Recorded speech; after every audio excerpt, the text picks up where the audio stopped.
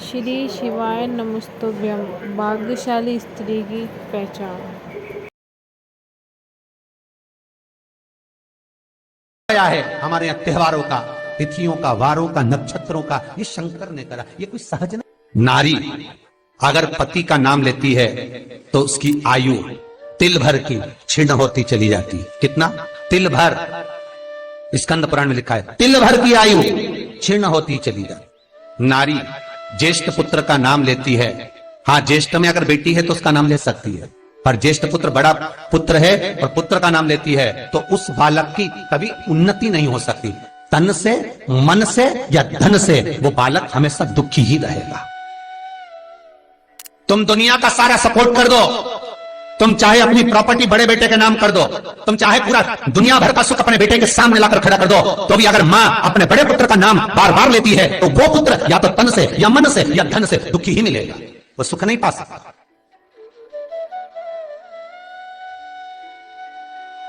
और जिन जिन के घर में बड़ा पुत्र हो और बड़े पुत्र का नाम आप माताएं लेती हो तो उसकी दशा जरूर देख लेना एक बार। हो कथा गलत नहीं कह सकती, स्कंद पुराण कभी गलत नहीं जा सकती।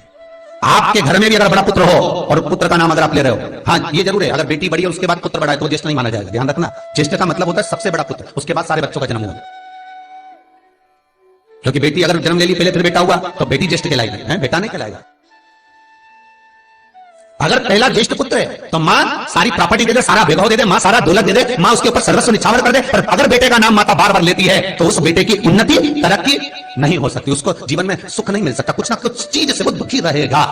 चाहे वो बच्चों से रहे, पत्नी से रहे, परिवार से रहे, कुटुंब से रहे, व्यापार में रहे, व्यवसाय में रहे, ऑफिस में रहे, चाहे अपने शरीर से रहे, पर दुख तो उसके भाग्य में थोड़ा लिखा ही रहे।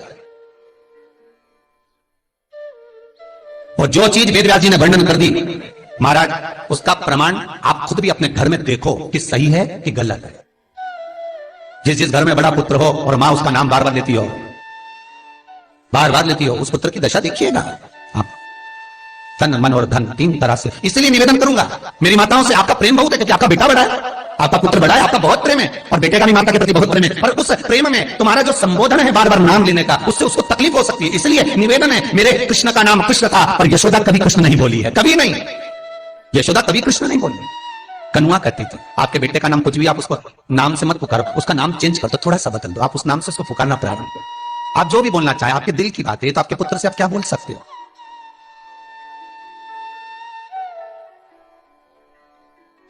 मेरी कौशल्या मैया राम को केवल राम ही कहती थी, केतई राघव कहती थी,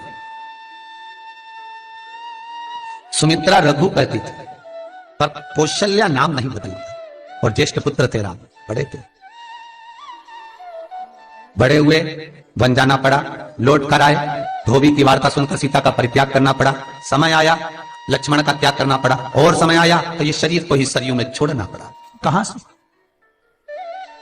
स्कंद पुराण कहती है पति का नाम अगर नारी ले रही है तो तिल तिल भर उसकी उम्र घट रही है।